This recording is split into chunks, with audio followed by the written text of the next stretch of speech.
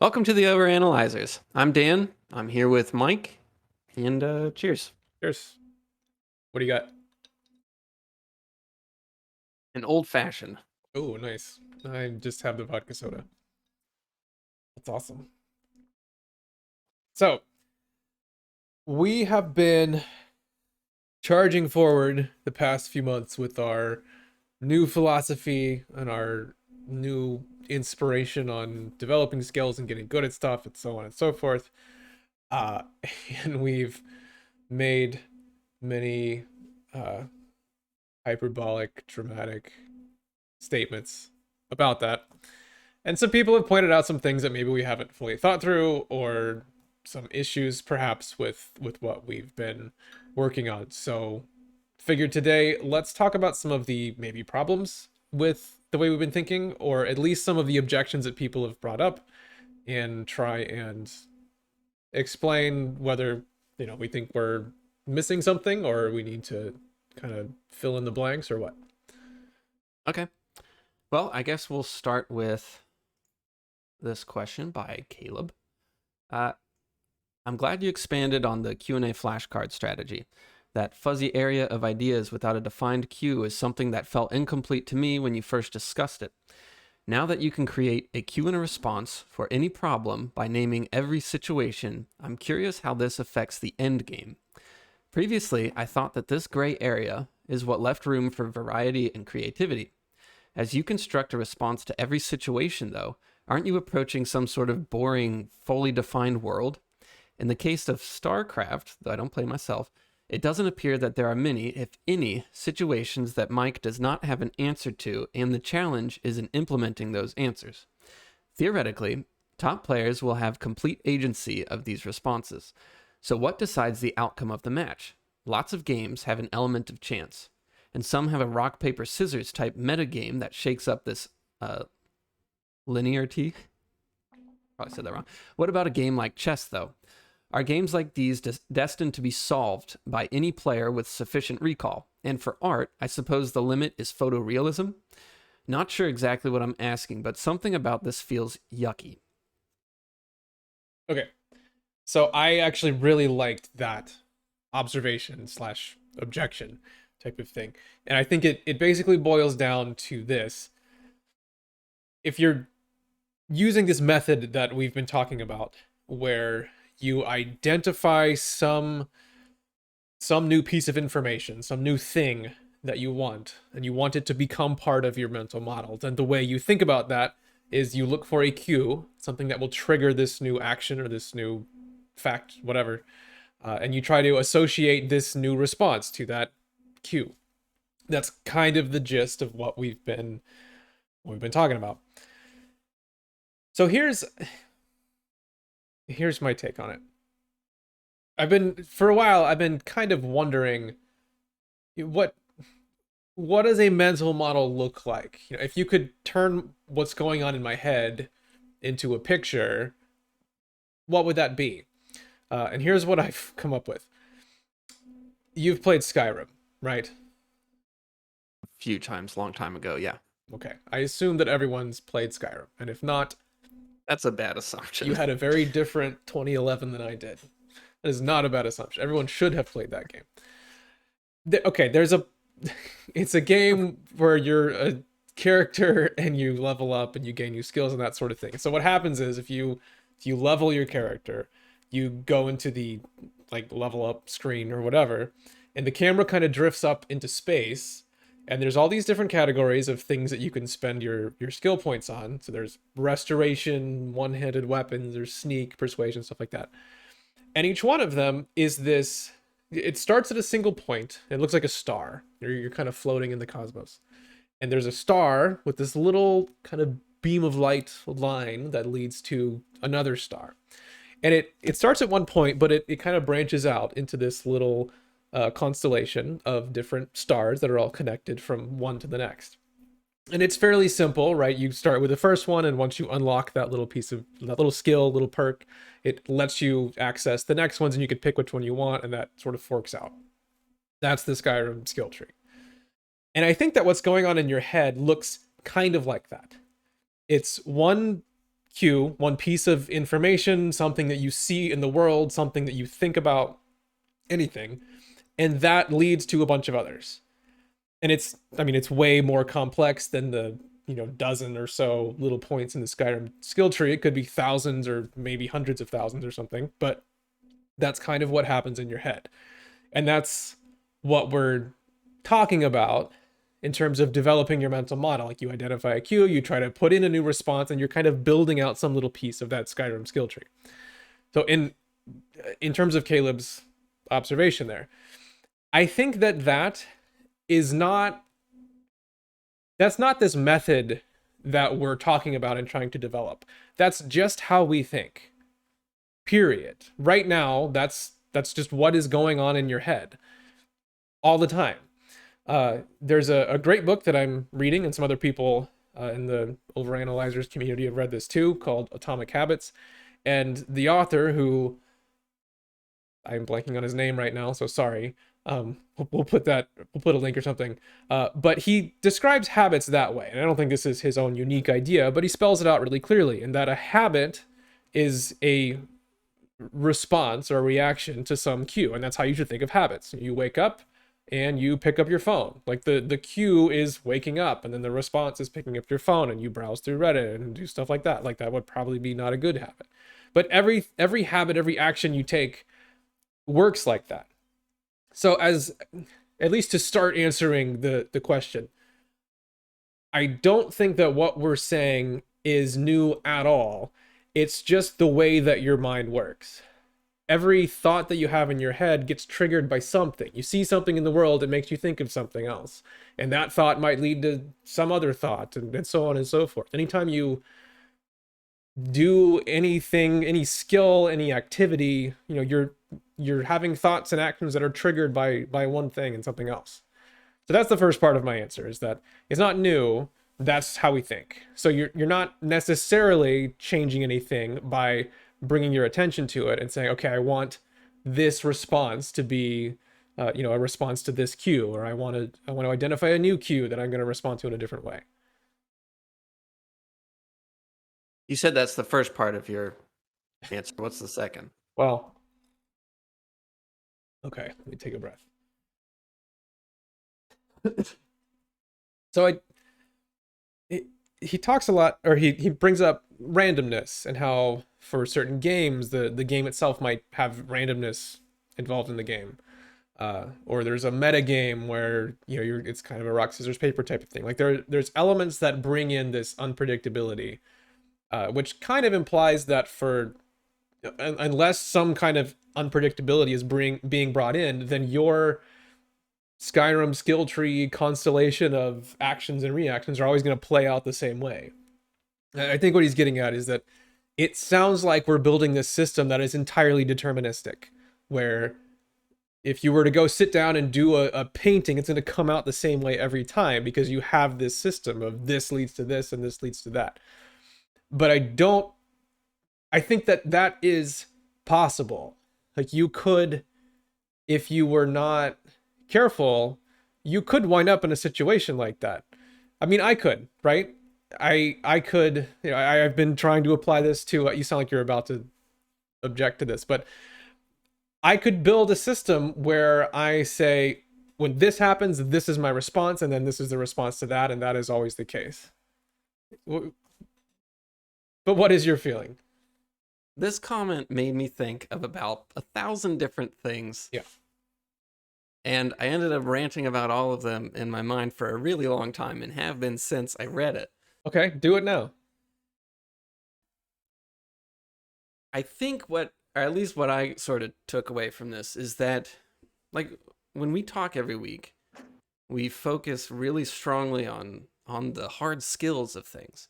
And we kind of obsessively talk about these things as if there's nothing else in our lives that exists except all you do is, you play Starcraft, and everything's a cue and response, and I got to learn how to draw all the time. And so we're, like, kind of, I don't know, obsessively talking about these things. But the reality is that we're both people, and the reason why we do these things varies quite a bit. And try to figure out how to say this. I think what he's saying is that if you look too closely at something beautiful, it's no longer beautiful. Like if you hold a magnifying glass up to something pretty, like doesn't it become ugly? Or if you learn all about a magic trick, is it, doesn't that make all the magic go away? So like if you learn everything about Starcraft, then there's no randomness, there's no chance, there's no excitement to it anymore, right? And if you learn everything about art, you end up looking like a photograph, right? Like you achieve photorealism, as real as you can get, and then you have conquered art. And what do you? I don't know if that's what Caleb was saying or not, but let's go with that. Like that feels like a fair objection, whether that's the one he's making or it isn't. Doesn't it sound like you're winding up with, you're killing creativity and that kind of thing? That's kind of how I took it. And he said at the end, something about this feels yucky. And I kind of agree with him in the way that we might focus well, I mean, if you're talking about learning something, you kind of have to focus on the skills, but we might be leaning too heavily into the hard skills of things and forgetting about the most important part, which is everything else and the whole reason why we do these things. Like I said, this was a big, I don't know. Yeah. There's a lot to think about here, but well, all right. So I'm painting this painting recently, this week, and this is why I use a cue and response system, and I do the spaced repetition stuff, and I try to learn about anatomy for drawing, and I learn about all these different things, and it's not to take the magic out of things. Anyway, I'm painting this painting this week, and there's these two kids on a dock, and I have to develop these characters, and I have to make these believable characters that you actually like.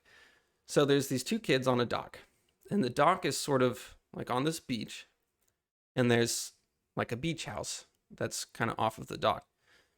The two kids are sitting on the dock, and at first I'm thinking I'm kind of frustrated with the whole idea of having to draw these two characters sitting on a dock, because I'm like, I don't know how people sit on a dock. Like, how do they hold their hands? I don't know. What should they look like? I don't know. And so I'm getting all frustrated, and I'm trying to think, well, what have I studied before? Like, how does this, relate? And I'm just like, it's so mundane and so just not there. So I'm really frustrated. Yeah. So I stop and I try to step back. This will take a little bit, so take your time. So I stop and I try to back away and try to connect it to something real. And I start thinking, all right, well, what am I trying to say in this piece? And that is friendship. I'm trying to get across the idea of this friendship of these two characters. That was part of the prompt. But so I'm like, all right, well, when have I been on a dock with a friend? And it took me a while to kind of dig in my memory. And then I come up with, oh, well, actually, there's this dock in my hometown that I used to go to all the time with my friends. It was right across the street from Dogs R Us, and went out on the Indian River. And we used to go out there all the time, and we would sit and just talk about friend stuff. Yeah, I know the dock. Yeah, it actually got totally obliterated now from some hurricane or something. But right. So, Florida. So all of a sudden, I have this personal connection to this dock now, and I'm thinking about these two friends. So now the two friends is me and another friend. And now I'm thinking about, well, what's a specific time that I spent on the dock? So I start thinking about one of the times I was out there with my best friend before he died. So now I have this really strong personal connection to this scene that I'm painting. And so now my goal is to accurately express like this deep emotion that I have. Yeah. And it started out as just a really simple thing. But the lighting on the dock, I want to use as a tool to portray like the reminiscent quality of the scene, right? Right. And so I'm trying to think of previous times where I've seen, docks being hit by sunlight or whatever. And I'm trying to think of like what type of lighting makes me feel like reminiscent or good or something that represents friendship or whatever. And so I come up with dappled light, which do you know what dappled light is? Explain it in case I don't. All right, well, dappled light is when sun is shining through the leaves of a tree. So, and what that looks like on the ground. So you get all these little dots of light, little dapples of light. And it's real pretty, and if you go outside on a sunny day, you'll see it. But like, I have this impression of how it makes me feel, right? And that's what I'm trying to get across in the painting. But if you just tried to paint that without any technical knowledge of how it works, you would end up with this giant mess, and it would be really ugly. So you have what you're trying to do, and you can't do it without the technical knowledge that you've gained from spaced repetition stuff and all the methods we use, like the cue and response way of memorizing this bookwork, this hard skills stuff, I don't know, these skills that you're trying to develop. So if you don't have that, it'll look like a mess. But because I've spent a lot of time in books reading about dappled light, I know that when the sun is shining, say, on the dock, that the whole top plane of the dock will just be in light. So it'll have the warm light of the sun. If you introduce a tree to intercept that light, it'll cast a shadow onto the dock, right? So you'd think that there'd just be like this silhouette of a tree on the dock because the tree's casting the shadow. But what actually happens is all of those leaves in the tree are like little discs, and those little discs block the light, and it projects onto the ground. But what happens is those little discs create these little pinholes, and the sun shines through those pinholes and creates actually an impression or a projection of the sun on the ground. It's called like diffusion of how the light travels through there. It's very strange, and you wouldn't really even believe it. But if you look at that during an eclipse, you actually see all these impressions of an eclipse. I have seen that a few years ago. And it is the weirdest thing. But understanding that it's actually the sun, it's not a silhouette of a tree. It's actually these little sunspots all over the ground. So it's kind of like a pinhole camera, right? Like technically it's a lens. Yeah, exactly that. Projecting a ray of the sun, like to create an image. Exactly that. I've never thought about that, but that's pretty cool. It is very cool. And, if you took a cardboard box and put a pinhole in it and looked through that's what, anyway. So, the sun is projected all over this dock, right? And this is something that I've learned from a book. It's not something that you just pick up on your own without the science behind it. See if I can, see that outside or anything. It can't be overcast. It's got to be pretty direct light. But anyway, as it falls onto the dock, it creates this ellipse, right? Because it's a circle, but it's at an angle, so it makes an ellipse. And there are two aspects of an ellipse that you have to know. There's the long axis, which is long ways across, and then the short axis. The long ways axis, or the long axis on all of these ellipses, which there's tons of them, all point to a vanishing point directly below the light source on the horizon line. All right. And it took me a long time to be able to understand and learn that and to know it that quickly. But once I have, I can now just paint all of these ellipses in perfect perspective. And I know that they're all they're all shaped like the sun, but at an angle, and they all come together to form this effect of dappled light. And all together, it looks like this really beautiful thing. Like it's this really beautiful lighting effect. And that's what I'm trying to use to get to express this feeling. It's kind of an arbitrary, weird feeling, but I'm using all of this knowledge to bring or to make something pretty or to make this beautiful picture that in some way means a lot to me. Whether other people get that or not, I don't know, but that's what I'm trying to get across. So no, the point is not photorealism. I'm not trying to just make what a camera could do. I'm trying to create a picture that says something about myself, about experiences that I've had, and use all of this cue response knowledge and bookwork and hard skills to back up that initial feeling or expression. And that's why I spend so much time with a spaced repetition system, and I get so obsessed about trying to learn all this stuff. It's that I'm trying to back up the actual important thing, which is the thing that we don't talk about, which is just you, the human experience, the person, the life force. And so it's kind of a big rant, but I think it's kind of important to share that, because it probably seems yucky and probably should feel yucky, not lucky, yucky, if all we talk about are the hard skills. All of these hard skills are simply there to support the driving force, which is you and how you feel about things. Even with a competitive game like Starcraft or chess or whatever it is, the skills are this structure. They are this shell that gives impact to this globular interior of an, like, think of an egg. You start out this globular being, and if you have no skills, you have no shape and you have no impact whatsoever. But if you build the skills, then you have a harder structure for that globular life force to take shape, right? And if all you do is focus on skills, then all you have is an empty shell that means nothing, but is a little flashy at times, or can break a new record or whatever, but it doesn't mean anything. And if all you have is this globular life force, then it has no structure and no one gets it. So, Caleb, I think it's a mix of both. You are totally right. And possibly the way we come off is that we only care about all these technical skills and we're like obsessed with these things, and that everything's a cue and response, but it's not that simple. It never is that simple. And the only reason that we care so much about this stuff is because it helps this other part of our life matter more, at least for me. And with you having a competitive game, it's not quite that simple, but I think it is.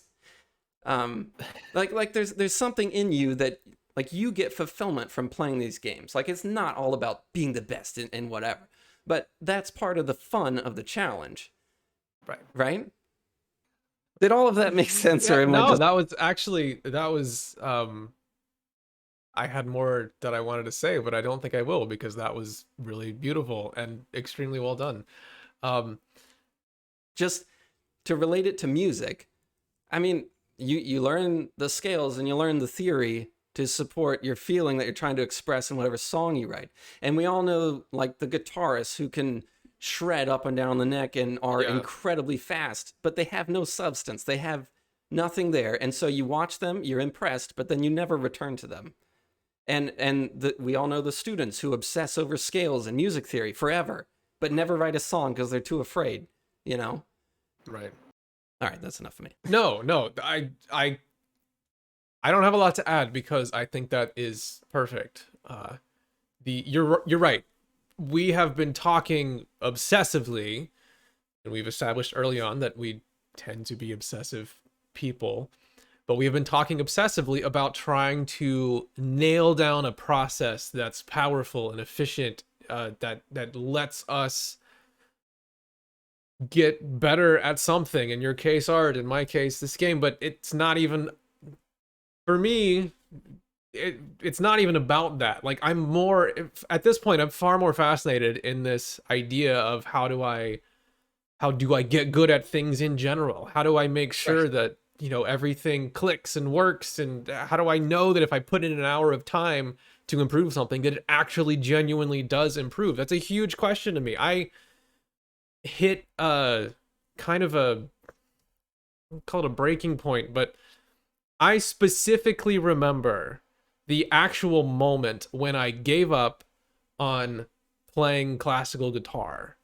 I mean, I didn't like throw the guitar down and say, okay, I'm done, or anything. And I never had plans to pursue that for my whole life. But I remember I was at home, or visiting mom and dad. I was in town for the weekend. I was up in the guest room. I had a chair set up by the side of the bed. I remember playing something, working on some piece that I had spent God knows how many hours on, and thinking, I'm not getting better. I've put in probably 100 hours into this piece, and it's not much better than when I was at hour 10. Like, it's not working. And at the time, I figured, I guess this is just my talent level. You know, I like the magical talent that's in me. I'm topped out. This is as good as it gets for me, and I'm gonna do what I have to do. I'm gonna finish out with school and do the stuff that I have to get my degree and graduate. But like, this is as good as it gets. I remember that exact moment. It was kind of soul crushing, actually. It was a pretty big deal. Um, Yeah. so everything we're talking about, you are very right to bring that up. Like, the choices you make are yours to make, you know, which path in life you want to go down. I mean, I don't have a goal of becoming the best StarCraft 2 player in the world. That's, I mean, even if that was on the table, that's not what I'm after. You know, I'm after trying to solve this problem that's been a big problem for me for a long time of, you know, I'm pretty good at things up to a point, and then I'm done, and I can't really push past that. I want to fix that in my head. Yeah. So all of this is not, it's not deterministic. It's not this idea of do these things and you will solve a skill, or you will solve a game, or you will solve a work of art. To me, it's kind of giving yourself power to accomplish what it is you want to accomplish. Like in your case, you have this feeling, this idea that you want to be able to get across, and you need all of those things to be able to do it. If you didn't know how light worked through a tree and the long axis of ellipses, a vanishing point, and all that stuff, like that's very technical. It's very Right. learn this fact and understand how it applies to a painting. But if you don't have that, then you might have this really powerful, compelling idea in your head and you can't do anything with it. It just sucks. It's just a mediocre painting that anybody could have done. But I don't know. All I'm saying is that I really agree that we are the humans that get to make decisions, and this idea of putting things into your mind and building these models and cues and responses and whatever, that's just to allow you to do what you want. Yeah. And to me, the more you learn, the more fascinating it gets. Uh, Like it doesn't lose magic. You only get more powerful in your expression, or your ability to Yes. express or feel, or whatever. And to use an example that is not a creative output, because I use art and music, but like when I Yeah. run, like I don't run that much, but I have run a bit more in the past. But if I get to a certain level where I'm running for a while, like you feel really good. Like it's enjoyable. I know not everybody relates to this, but I believe you for what that's I'm worth. saying you don't relate to this, but I feel really good. I love being outside. I love, like, this is a totally just solely me experiencing this. Yeah, yeah. But I'm running and it's just, you're outside, you're in the sunshine, you can see the dappled light coming through the trees. And Yeah. sometimes you're listening to music or whatever. The weather's nice. And it's just like, it feels really good to just, I don't know, be a human and run like we're kind of meant to do. And like I'm not sharing this with the world. I'm not like, this isn't a Yeah. creative endeavor. It's solely for me. But there is a certain level of hard skills that you have to have in order to be able to run. Like, say I wanted that feeling, but I couldn't run more than a quarter of a Hmm. mile. Like, my enjoyment in that activity could only last for a minute or two or something, and then it's over. And then, I'd have to do it in a couple days from then because I'd be so sore or whatever.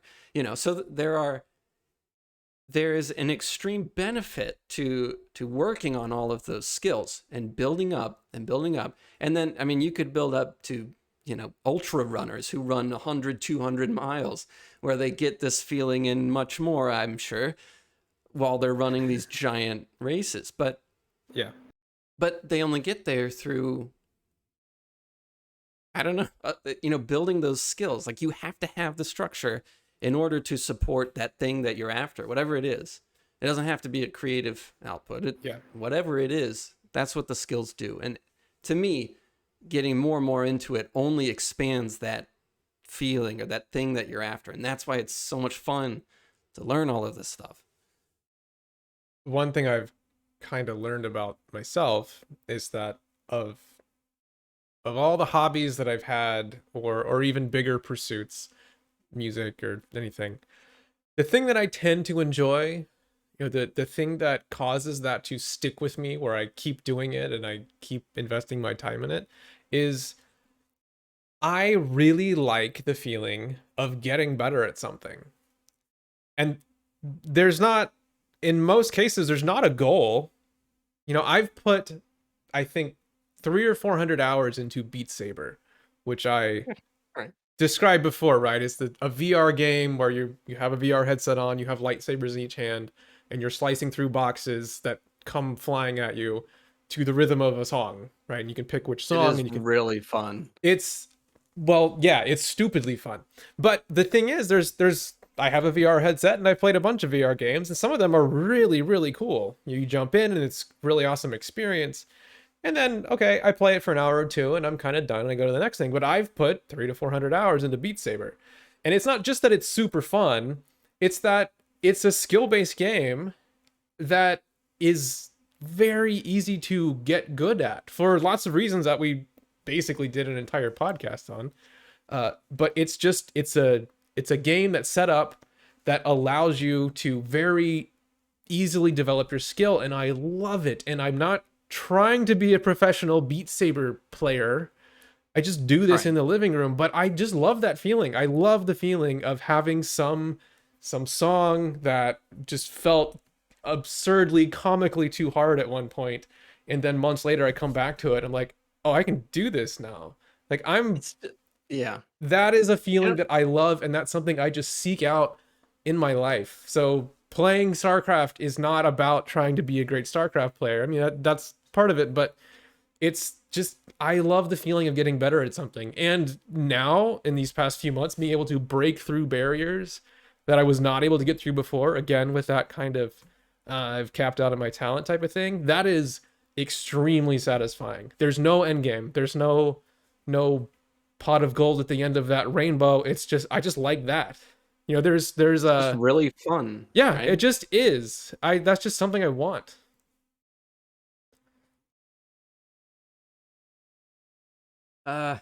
Should we try another one? Sure. I hope that answers that. Okay. Actinium 226. Let's see. I just watched the Stop Wasting Time episode, and I wanted to disagree with one of the conclusions and offer some interesting material. You guys stated that if you learn something and then forget it, you wasted a lot of time. I don't think it's as simple as that, and maybe I'm oversimplifying the message you were trying to send, but sometimes it's really useful to learn something, forget it, and learn it again. Something that gives an interesting spin to this discussion is amnesia.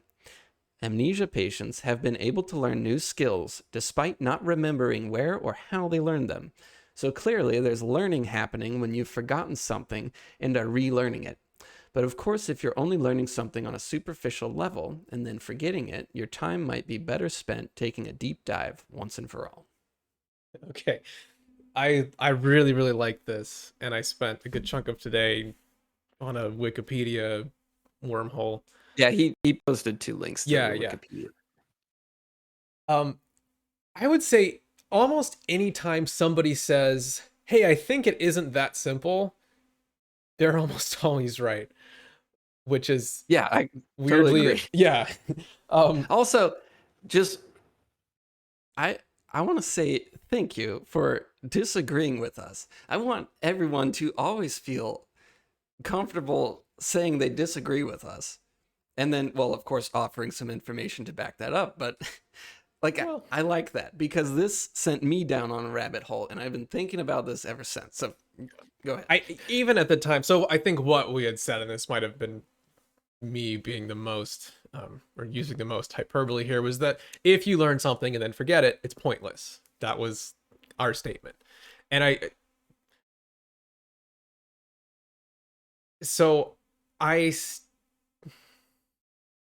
what he's saying is that there is evidence of people like with amnesia. I don't actually remember if this is, I think that the research has been done on people who have amnesia, who have a very, very difficult time or can't remember They were calling it declarative information, which I don't think we've used that term before, but that's what we've meant when we say basic facts, things that you can put into words. Well, the way I was understanding, I've heard these terms before, but I did not understand them. And then I just did some quick research and I could be wrong. But I think declarative memory is basically consciously available memory. So the things you can consciously think about, pretty much. And then non-declarative memory are the things you do unconsciously or subconsciously. So, walking, you don't need to think about every little motion. You're just able to do it. And those types of things come out in performance rather than a conscious retrieval of them. Yes. Yeah. The way what I was thinking about, and I still think this is just the weirdest phenomenon, but if you learn a piano piece, at first you sit there, you might have music in front of you, or you're figuring it out or whatever, and you're saying, this finger goes here and this finger goes here. I'm going to play this chord and that chord. And you're like thinking through everything. I mean, you have to, because you have to tell your body what to do. And at that point, it's all declarative information, right? Like it's basic bits of information that you can see and think about and observe. But eventually, it's almost like you're teaching yourself to do something. And then you get to a point where maybe you're very familiar with the piece, where you are 2 minutes in to a 4-minute piece of music, and you realize that you kind of forgot where you were, and you're thinking about something totally different. And you're almost having this strange out-of-body experience of watching your fingers play this extremely complicated piece of music and going, wow, this is neat. This is just a thing that's happening, and my mind is off doing whatever it wants to. Clearly, at that point, you've moved stuff out of your conscious memory into something unconscious that is just firing off, and you're just observing it. And to me, that I think is the division there between these different types of memory. And I need to nail on the terms because I've only just been kind of getting into this, but the procedural memory, I think, is the umbrella term for these non-conscious forms of memory. Right, there's things that have to do with your motor cortex and all of that stuff, right? Good terms. I must have not gotten that far. But I remember from declarative, it's episodic and semantic memory, right? Which have to do with hard facts, and then also, or semantic is hard facts, and episodic is like scenes or scenarios, and right. And the point of that is that they've done research and looked at people with amnesia who have extremely poor declarative memory, who are not able to remember an episode of something happening. They don't remember these semantic details, but they are able to remember, like playing a piano piece or something procedural that isn't. I think that's conscious. What people call muscle memory, right? Like, yeah, that's probably the literally most colloquial term. Yeah, muscle memory. So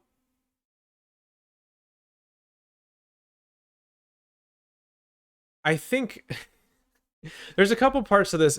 Just in general, I think we are wrong to take such a bold stance to say, if you learn something and then forget it, it's pointless. You wasted your time. You should have been watching TV instead, because at least you would have been watching. I don't know. Right. So yeah, that is too bold of a statement.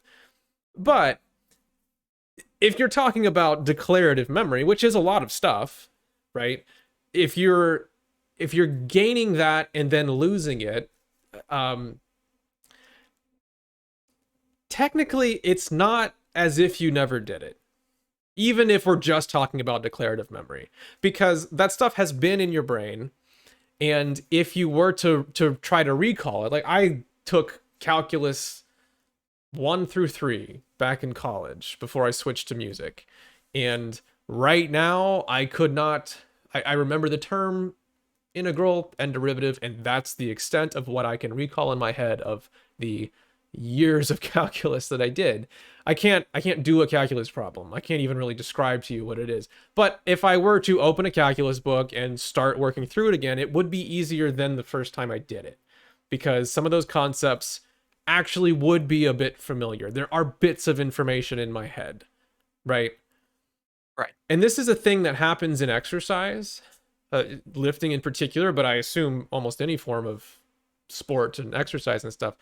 If you're trying to bench press, if you're trying to add 20 pounds to your bench press, and say your max is 300 and you're trying to get to 320, that's really, really hard. You have to push very hard to get yourself up to that level if you've never been there before. But if you were to push yourself up to 320 and then forget about lifting for a year, and you come back, you're like, man, I'm at like 240, you could work up to 320 again much more easily than the first time. Your body kind of remembers physically what it needs to do to adapt itself to get to that point. And I think from what I can tell, memory is somewhat similar in that if you've had a bunch of stuff in your head and you go to try to get it back, it's not quite like starting over. You are able to get it back into your head somewhat more comfortably. There are still bits of it there, even if they're kind of lost, Right. So, yeah, I had kind of responded in the Discord saying like, yeah, it's more complicated, and, of course we don't forget everything, but what you're losing is, if I learn all of this anatomy and then I don't keep up with a spaced repetition thing, or I don't review it for a really long time, if I'm working on a project where I need that information really quickly, it can't happen fast enough, so it's basically useless. Like, if I can't retrieve it fast enough, or I can't retrieve it at all, really, then it's become pretty much useless to me because I need that information really fast. And so all of that study kind of becomes a waste of time if you don't keep up with it. I was kind of thinking about memory as like this, or the retrieval process, I guess. It's like clearing a path in the forest to a, I don't know, a specific thing of knowledge. Like, so you cleared this path to this piece of knowledge. If you travel along this path pretty frequently, the path is there and you can always find it and travel right down it again. But if you leave it for a while, it starts growing over. And if you travel down it once and then don't go down it for a year, it's totally grown over and you can't find it. Even though the knowledge is still in the forest, you can't find it. You might be able to find it a different way, but I'll talk about that in a second. Yeah. But if you travel on this path, or you clear this path, and then you wait a week, and then you clear it again, and then you wait a month and you clear it again, and then you wait a year and you clear it again, by then the forest has kind of grown around this path, and it's pretty much permanent. Like, if you do the spaced repetition thing, it's almost permanent, and unless you leave it for like 10, 20 years, it's there to stay. And so treating knowledge like that, where you're practicing the retrieval of that information, I think is really important, because you need that path to be clear, because you need that information quickly. Did that make sense? Yeah. I think that objection to what we said, again, I think is valid, but in a way we're almost talking about two different things a little bit, because it is true. Like, I learned a bunch of calculus and then I forgot all the calculus, and it's not quite the same as if I had never learned it in the first place. And I think that's objectively the case. I could relearn calculus faster than I learned it the first time. But if I have an objective, in my case, trying to get really good at this video game, there's this pipeline of things that happen, right? I have my mental model, my understanding of the game. The game plays out, and I say, I'm going to try to do this, I'm going to try to do that. And I'm trying to improve that. I know it needs to be improved because I can see myself making wrong decisions and doing things that I shouldn't be doing, and not playing as optimally as I can. So I'm looking for new information to try and help me improve. And so I might watch a tutorial, I might review games, I might watch pros play. And I've done that lots and lots throughout the years that I've played the game. I've been trying to get better for a long time. It just hasn't been working. And what would often happen is I would do that. I'd go watch a pro explain something, and that was it. That's all I did. I watched a video on it. And that, what needs to happen, like with this pipeline thing, is that I'm looking for new information. And then I have to look at that information and try to figure out how that actually fits into my current mental model. It has to go in there somewhere, because if it doesn't change the way I'm actually thinking about the actual game itself, it doesn't matter. You know, it doesn't matter if I've watched some cool guy. If it doesn't apply to what I'm doing, then who cares, right? So I need to find the information. I need to fit it into my mental model. Then I need to make sure that it stays there. And again, the default thing is that it doesn't. You know, if I want to do this at this point in the game, if this happens, right? And if I just say, okay, I want to remember that, I'm going to forget it, because there's a million things that I'm trying to fit into my new mental model. So there's not, this isn't necessarily the only way to do it, but we use a spaced repetition system to say, here's this thing, and, you know, try and recall this information out of your head. And you do it on this, continually increasing timeline, right? Like you said, the path in the forest, you're kind of walking down that path, again, trying to make sure it's clear. Okay, when this happens, this is what I do. And you have to be very careful about it. It's really easy to have information that doesn't fit into the cue response type of model, where you have this new thing, this fact in your head, but it's not actually fitting into your mental model very well. And then from there, I go to play the game, and just knowing something isn't enough. Like, it actually does need to get into the procedural memory type of thing, where I'm unconsciously, without having to think about it, executing this new idea that I've thought about and integrated into my mental model and whatever, right? And that's the end point that I'm trying to get to, where I play a game and I'm doing this new thing, I'm behaving in a new way that I wasn't before, and it's instinctual. It's just part of the way I execute the game. That's what I'm trying to do. And so when we were saying, if you learn something and forget it, it's pointless, what I'm thinking of in my head is that if I go gather some new information and I don't manage to take it from the watching an instructional YouTube video all the way into the, it is now integrated in the procedural memory inside my body, then it is pointless, because that's what I need it to be. I need it to get there. Right. So if I just learn a fact and then forget it, it never does any of that. It just kind of falls out of the stage one over and over again. And we both had this same thing happen, where you're sorting something out. You're like, oh, I think I know what I need to do here. And you're writing it down, and then you go look and realize that you did exactly the same thing 2 years ago. Right. Oh, yeah, I already spent hours and hours trying to solve this problem. I wrote it all down, and I don't even remember that I did that. Never mind remember the actual information. Like, it's absurd and comical, and also very sad that that's like where we've been at. So that's what I meant by that. I don't mean to say that if something enters your head and then you forget it, it doesn't have any effect at all. I don't think that's the case. But if you have a goal, like a very specific pointed goal of, I want to develop this skill, then just putting a fact in your head and letting it fall out is not doing anything for you. Right. Yeah, and I agree with that. And that's what I mean too when we say it's a waste of time. It's that you're not able to recall it when you need it, and so it basically didn't matter. But the thing that he's getting at, I think, well, for one, I think we just weren't real clear on what we were saying. But then he's also bringing up this really cool point that information did matter. Like, it's there. And that's really interesting. And I keep thinking about this. And I was trying to, like, you clear the path in the woods. It grows over. You have not revisited this path in a very long time. But you now know the information is in the forest somewhere. That's useful information, right? Right. You have that piece of knowledge. It's in there. How do you find it? Like, how do you find that if you don't have a clear path? And so I've been thinking about this a lot, and I have no good conclusions.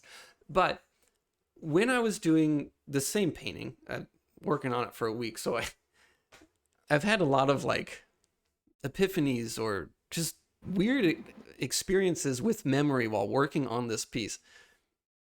And normally I start drawing a figure or whatever, and I'll get to a point where I get a little confused, and I'm like, I don't know what the hell people would be doing if they're sitting on a dock.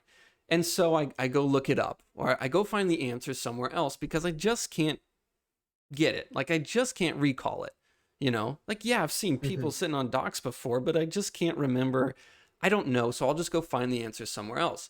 But this time, that I've heard from some of my favorite artists that you should push your figures as far as possible from memory before you go find the answer. So I was like, okay, I'll try that. And then I was thinking about this comment and the amnesia patients and whatever. And I decided to really push myself, see if I could find that piece of knowledge in the forest. And so I decided not to look the answer up or not look elsewhere for the answer, and to really try to figure out if I can come up with a way to retrieve that knowledge. And I did, which I would not have done before if I didn't think or believe that it was possible. And I started, like, for the rest of the piece, there was all sorts of things where this started happening, where I was painting the beach and the water and how the waves like recede from the sand. And initially I'm like, I don't know how to paint a beach. What the hell does that look like? I don't know. And so normally I would just go find a picture of a beach and try to, you know, see how that works and then apply it. But I'm like, I've been to the beach before. I have seen this happen. So I'm trying really hard to bring that memory to the top of my mind and really think about it.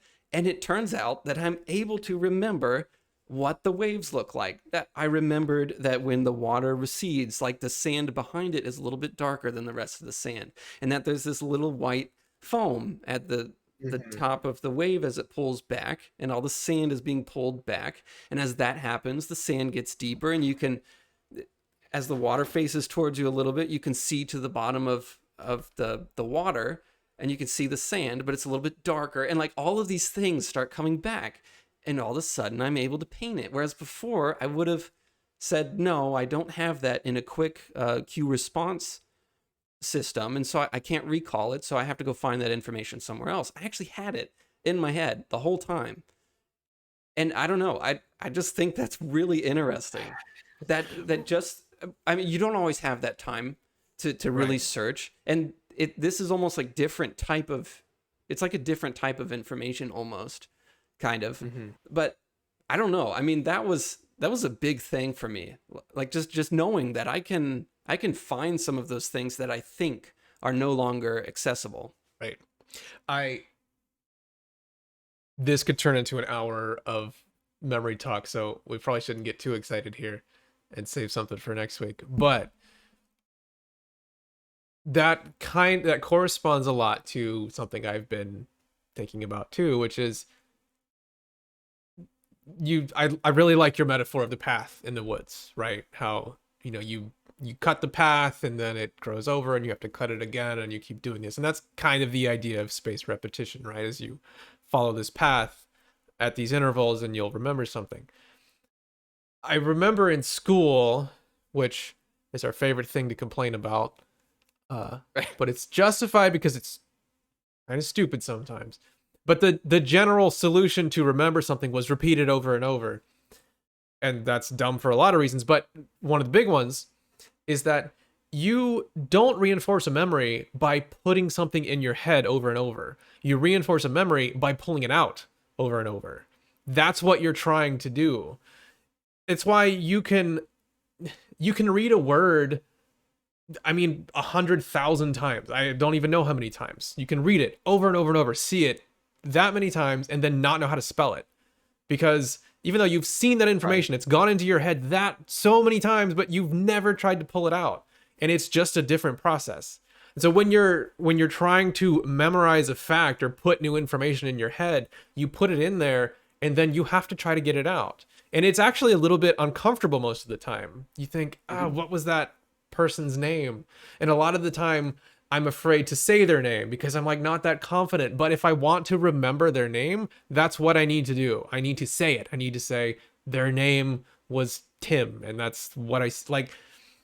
Memory is all about taking things out of your mind again and again, which is a weird thing to kind of think about, but that's what reinforces a memory. That's the idea behind, you know, spaced repetition isn't the whole idea. It's not just reviewing a fact at these certain periods, the whole idea is that you have some cue which you're using in we call it a flashcard or whatever, but you give yourself a cue and then you have to recall the response to that cue out of your mind. Like you're Yeah, pulling it off. you're practicing the reach for it. You're not Yes. Yeah. practicing looking at it. You're practicing the Right. retrieval of it. Right. Looking at it is usually not helpful.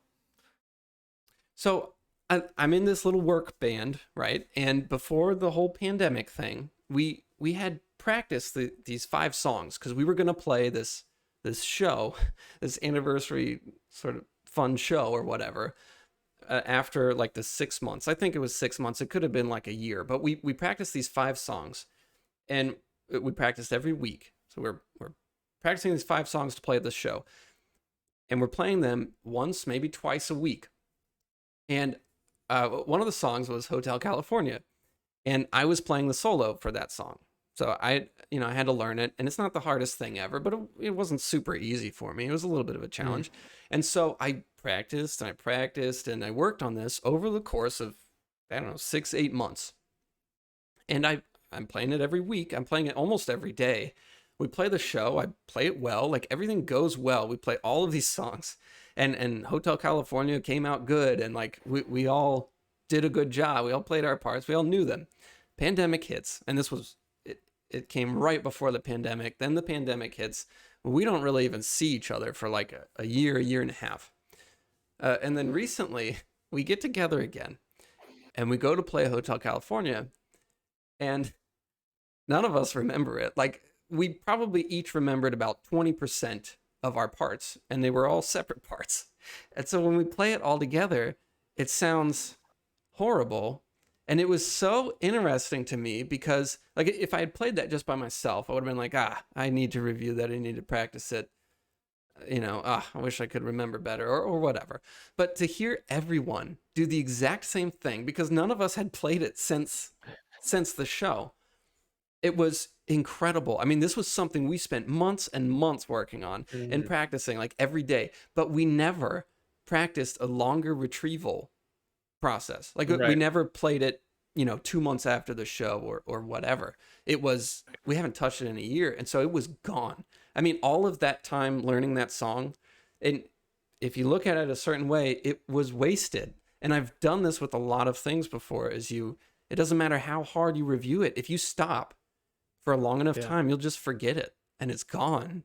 Now, of course, I could find it again and it would be a little easier, but if I don't do that, it's gone. If I don't consciously decide or commit myself to relearning it, it's gone. And all I would have had to do is practice it a couple times throughout that period, and it would have been fine. Yeah, which it sounds really crappy on the one hand, like, man, stuff just disappears from your brain. But the other part of that is that it's not that hard to fix that.